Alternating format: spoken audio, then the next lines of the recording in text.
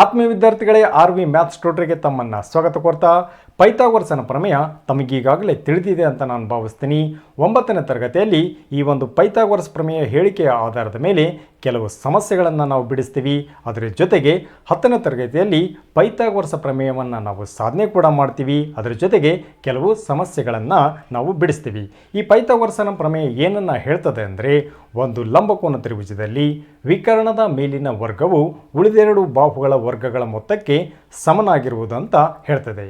ಹಾಗಾದರೆ ಒಂದು ಲಂಬಕೋನ ತ್ರಿಭುಜವನ್ನು ನಾವು ರಚಿಸಬೇಕು ಅಂದರೆ ಅದು ಪೈಥಾಗೋರಸನ ತ್ರಿವಳಿಗಳ ಆಧಾರದ ಮೇಲೆ ರಚಿಸಬಹುದು. ಉದಾಹರಣೆಗೆ 3 ಸೆಂಟಿಮೀಟರ್, 4 ಸೆಂಟಿಮೀಟರ್ ಮತ್ತು 5 ಸೆಂಟಿಮೀಟರ್ ಬಾಹುಗಳನ್ನು ಉಪಯೋಗಿಸಿಕೊಂಡು ನಾವು ಒಂದು ಲಂಬಕೋನ ತ್ರಿಭುಜವನ್ನು ರಚನೆ ಮಾಡಬಹುದು. ವಿದ್ಯಾರ್ಥಿಗಳೇ, ಈ 3 ಸೆಂಟಿಮೀಟರ್ ಬಾಹುವಿನ ಮೇಲೆ ನಾವು 3 ಸೆಂಟಿಮೀಟರ್ ಉದ್ದ ಅಗಲವನ್ನು ಹೊಂದಿರತಕ್ಕಂಥ ಒಂದು ಚೌಕ, ಒಂದು ವರ್ಗವನ್ನು ಇರಿಸಿದರೆ ಅಲ್ಲಿ ಒಟ್ಟು 1 ಸೆಂಟಿಮೀಟರ್ನ ಉದ್ದ ಅಗಲವನ್ನು ಹೊಂದಿರತಕ್ಕಂಥ ಒಟ್ಟು 9 ಚೌಕಗಳು ನಮಗೆ ಸಿಗ್ತವೆ. ಅದೇ ರೀತಿಯಾಗಿ 4 ಸೆಂಟಿಮೀಟರ್ ಬಾಹುವಿನ ಮೇಲೆ 4 ಸೆಂಟಿಮೀಟರ್ ಉದ್ದ ಅಗಲವನ್ನು ಹೊಂದಿರತಕ್ಕಂಥ ಒಂದು ಚೌಕ ಅಥವಾ ಒಂದು ವರ್ಗವನ್ನು ನಾವು ಇರಿಸಿದರೆ ಅಲ್ಲಿಯೂ ಕೂಡ 16 1 ಸೆಂಟಿಮೀಟರ್ ಉದ್ದ ಅಗಲವನ್ನು ಹೊಂದಿರತಕ್ಕಂಥ ಚೌಕಗಳು ನಮಗೆ ಸಿಗ್ತವೆ. ಅದೇ ರೀತಿಯಾಗಿ 5 ಸೆಂಟಿಮೀಟರ್ ಬಾಹುವಿನ ಮೇಲೆ 5 ಸೆಂಟಿಮೀಟರ್ ಉದ್ದ ಅಗಲವನ್ನು ಹೊಂದಿರತಕ್ಕಂಥ ಒಂದು ಚೌಕವನ್ನು ನಾವು ಇರಿಸಿದರೆ ಅಲ್ಲೂ ಕೂಡ 25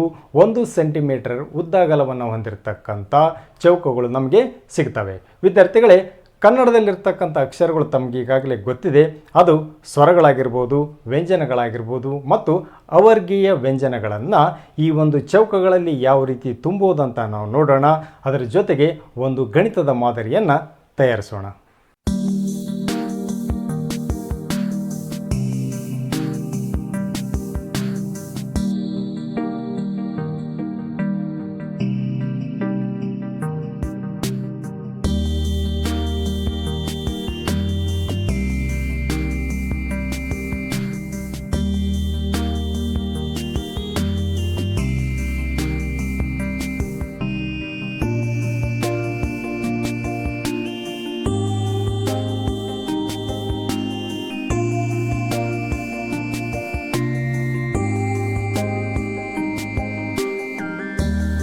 ವಿದ್ಯಾರ್ಥಿಗಳೇ, ಇಲ್ಲಿ ಸ್ವರಗಳು ಒಟ್ಟು 13 ಇದ್ದಾವೆ. ಅದರ ಜೊತೆಗೆ ರು ಅಂತಕ್ಕಂಥ ಒಂದು ಅಕ್ಷರವನ್ನು ನಾನು ಬರ್ಕೊಂಡಿದ್ದೀನಿ. ಅದರ ಜೊತೆಗೆ ಅಹ ಅಂತಕ್ಕಂಥ 2 ಯೋಗ ವಾಹಕಗಳು ಅವುಗಳನ್ನು ಕೂಡ ನಾನು ಬರ್ಕೊಂಡಿದ್ದೀನಿ. ಒಟ್ಟು 16 ಅಕ್ಷರಗಳಾಗ್ತವೆ. ಅದರ ಜೊತೆಗೆ ಅವರ್ಗೀಯ ವ್ಯಂಜನಗಳು ಒಟ್ಟು 9 ಅಕ್ಷರಗಳಿದ್ದಾವೆ. ಇಲ್ಲಿ 9 ಅಕ್ಷರ ಮತ್ತು ಸ್ವರಗಳು ಒಟ್ಟು 25 ಅಕ್ಷರಗಳು ಆಗ್ತವೆ. ವಿದ್ಯಾರ್ಥಿಗಳೇ, ವರ್ಗೀಯ ವ್ಯಂಜನಗಳು ಒಟ್ಟು 25 ಅಕ್ಷರಗಳು ಇದ್ದಾವೆ. ಇಲ್ಲಿ ಪೈಥಾಗೋರಸನ ಪ್ರಮೇಯ ಏನನ್ನು ಹೇಳ್ತದೆ ಅಂದರೆ, ಲಂಬಕೋನ ತ್ರಿಭುಜದಲ್ಲಿ ವಿಕರ್ಣದ ಮೇಲಿನ ವರ್ಗ ಉಳಿದೆರಡು ಬಾಹುಗಳ ವರ್ಗಗಳ ಮೊತ್ತಕ್ಕೆ ಸಮನಾಗಿರುವುದು ಅಂತ ಹೇಳ್ತದೆ. ಇಲ್ಲಿ ವಿಕರ್ಣ AC² = AB² + BC². AC the ಬೆಲೆ 5 ಸೆಂಟಿಮೀಟರ್ ಇದೆ, 5² = AB ದ ಬೆಲೆ 3 ಸೆಂಟಿಮೀಟರ್ ಇದೆ, 3² ಪ್ಲಸ್ BC ದ ಬೆಲೆ 4 ಸೆಂಟಿಮೀಟರ್ ಇದೆ. ಅಂದರೆ 5ರ ವರ್ಗ 25 ಆಗ್ತದೆ, = 3ರ ವರ್ಗ 9 ಆಗ್ತದೆ, ಪ್ಲಸ್ 4ರ ವರ್ಗ 16 ಆಗ್ತದೆ. ಇಲ್ಲಿ 9 + 16 25 ಆಗ್ತದೆ. ಅಂದರೆ AC² 25 = 25 ಆಗ್ತದೆ. ಇಲ್ಲಿ ಸ್ವರಗಳು ಮತ್ತು ಅವರ್ಗೀಯ ವ್ಯಂಜನಗಳು ಒಟ್ಟು 25 ಅಕ್ಷರಗಳಾಗ್ತವೆ. ಅದರ ಜೊತೆಗೆ ವರ್ಗೀಯ ವ್ಯಂಜನಗಳು ಒಟ್ಟು 25 ಅಕ್ಷರಗಳು ಆಗ್ತವೆ.